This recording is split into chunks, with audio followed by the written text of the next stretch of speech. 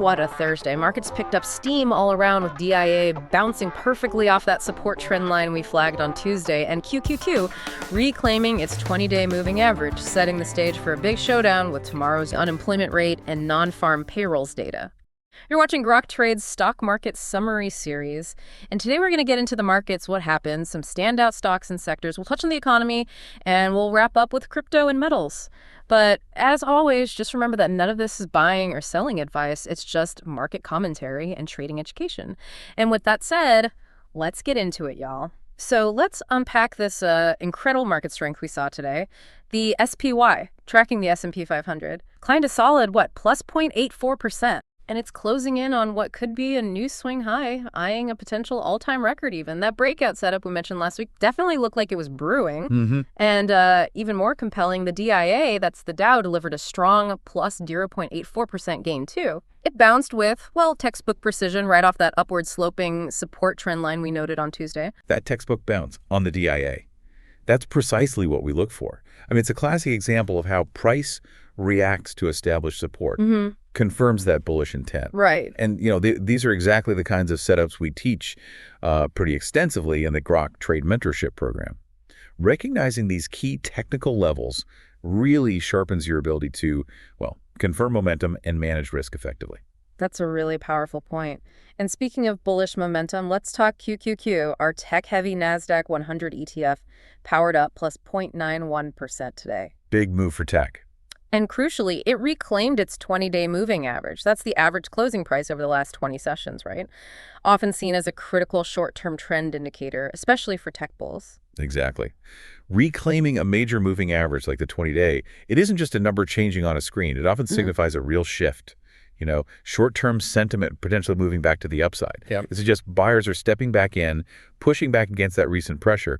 Understanding this interplay, price versus moving averages, it's just fundamental to deciphering market structure. Sure. A core skill for any serious trader, really. Yeah. And something we delve deep into in our mentorship program. Good stuff. And here's where it gets really interesting, I think.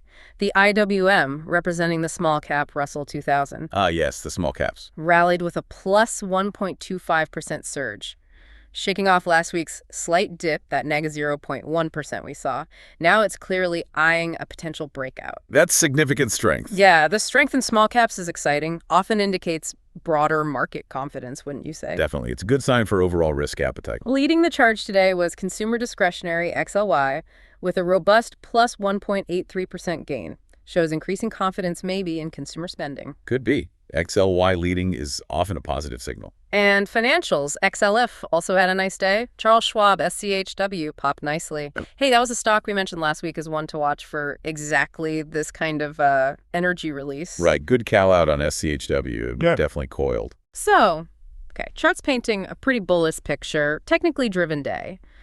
But what were the underlying economic signals telling us? Let's turn to the ISM Services PMI. Yeah, the PMI data.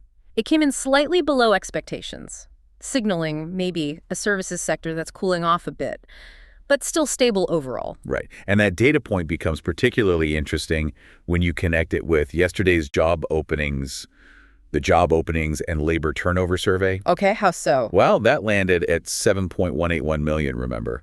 Slightly below the 7.4 million consensus we talked about last week. Right, I remember that. So you put them together, the cooling services sector, the easing job openings, that suggests a labor market that might be rebalancing, which frankly could be welcome news for inflation watchers. Okay.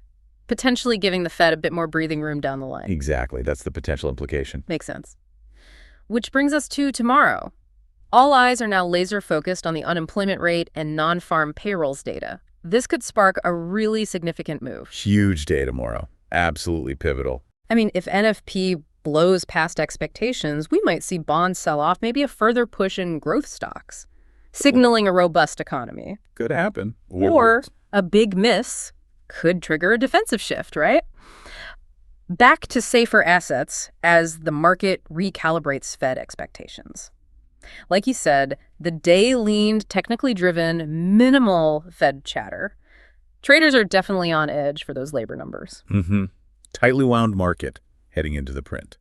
All right, as always, guys, if you've got a stock you're watching or maybe a question about the markets, drop it in the comments. We might cover it in an upcoming episode. And hey, By the way, if you're enjoying this video and appreciate these market summaries, do us a big favor and hit that like button. It's totally free, helps us out in a big way. Definitely helps the channel. And click subscribe, too, so you don't miss a beat. You can always unsubscribe later if you want. Okay, let's quickly touch on crypto and metals. They kind of took a breather today, didn't they? Yeah, bit of a pullback. Bitcoin, BTC, slipped minus 1.36%. It's continuing that downtrend we've been tracking, the lower highs and lower lows. It'll be interesting to see if it can shake this off soon. The trend is still down for now, technically. And gold, GLD, cooled off with a negative 0.44% pullback, and silver, SLV, dropped megas 1.1%. Right.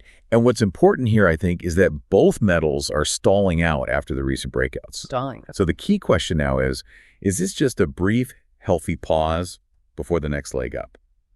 Or is it maybe a sign of fading momentum? How do you tell the difference? Well, we're monitoring volume very closely. Yeah. See, low volume pullbacks are often just healthy consolidations. Yeah. But high volume on a pullback, that could indicate a more significant reversal is underway. Gotcha. That distinction is really critical in trying to identify true turning points versus just temporary corrections. Volume tells a story. That's great trading wisdom there. Always watch the volume.